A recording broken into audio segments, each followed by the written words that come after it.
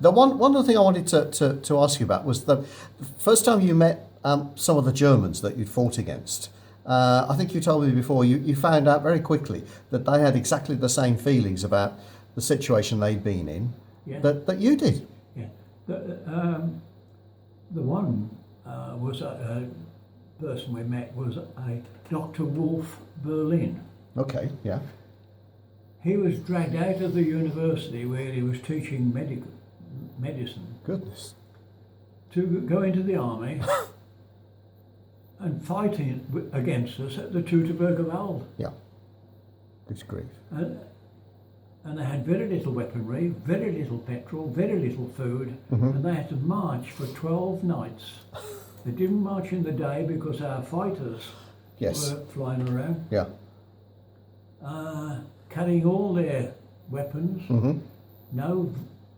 Very few vehicles. They probably commandeered a couple of cars, Goodness. but put all the weapons and all the equipment on it, Yeah. and then arrived 10 hours before we did at the Teutoburger Wald. History tells us that the German army was so well resourced. Yeah. You know, they got many more times the number of soldiers, many more weapons, and that they were entrenched and they'd been there forever, and it was an easy job for them to defend because they and there they were. They just happened to arrive first. Yeah, I only heard the other day on the television Yeah.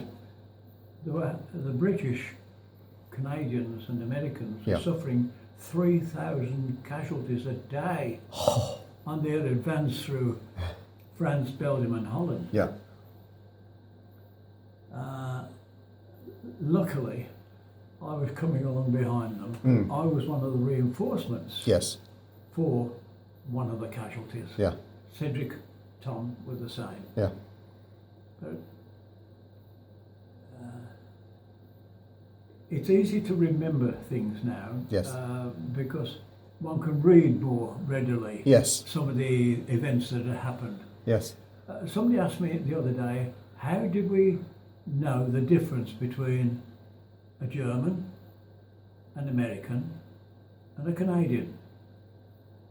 I said, look at the steel helmets. Oh. Right. Yeah. Yeah. The Americans had a different style, Yes. with a little turn up Yes. around the rim. Yeah.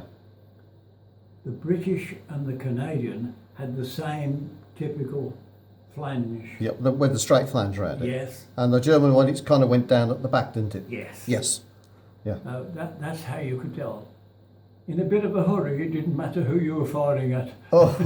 Oh, well, that just raises the spectre of collateral damage, doesn't it, really? But never mind.